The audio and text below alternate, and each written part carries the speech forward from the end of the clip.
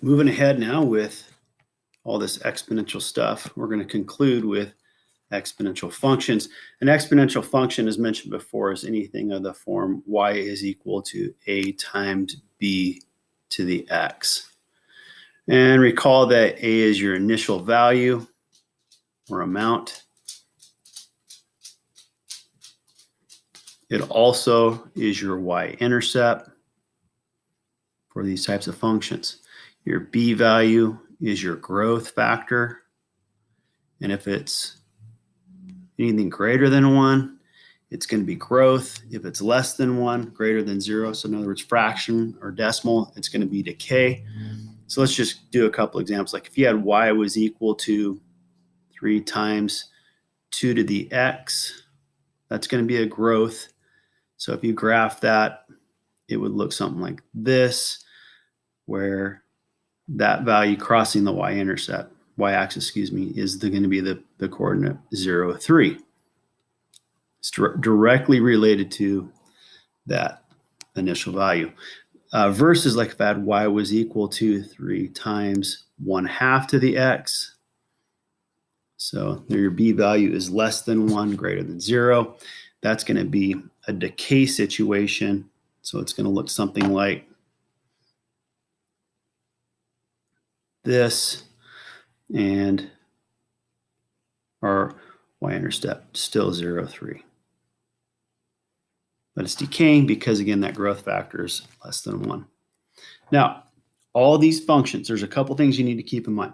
All these functions have several key properties. And they do an example of this in example 5 for you, and I'll do that directly with you here in a second. But all these have an asymptote.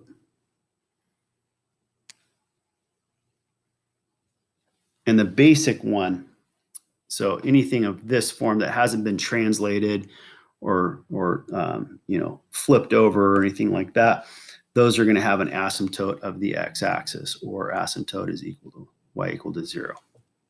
So we always represent an asymptote with a dotted line. In this case, it's a horizontal asymptote.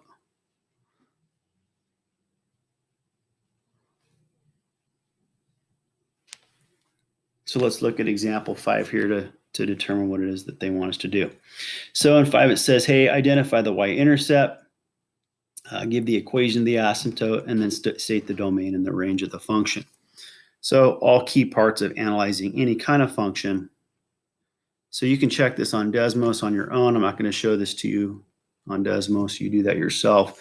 But it says this, y is equal to 2 to the x. So this is a growth situation.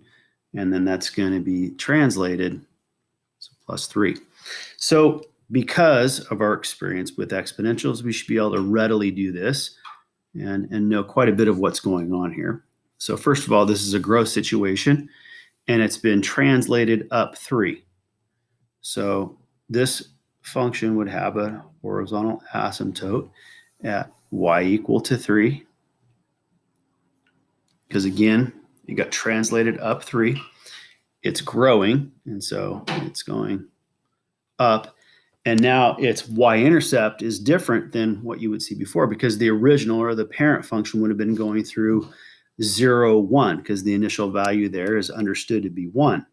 But it's been moved up 3 places, so that y-intercept should be happening at 0, 4 in this case.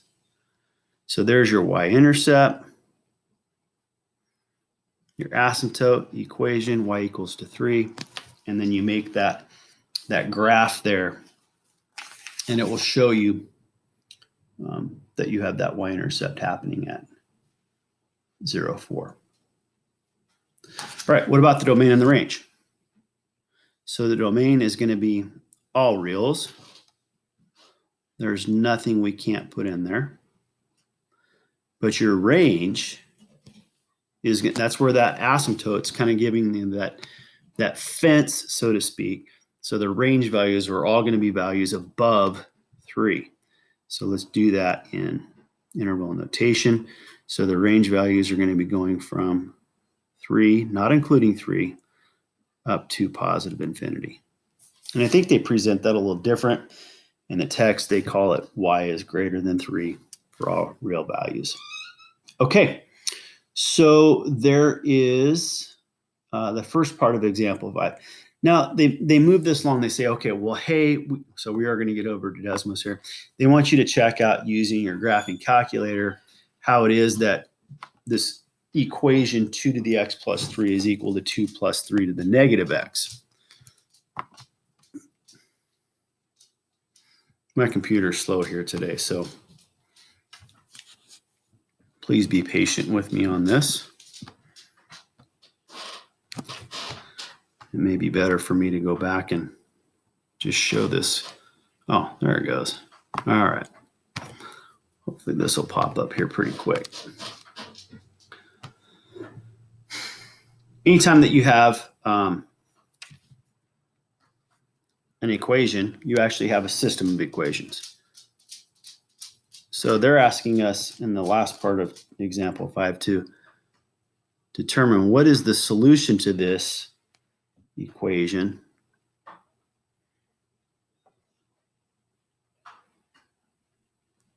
by graphing it. So we're going to put one side of it as y equal to 2 to the x plus 3.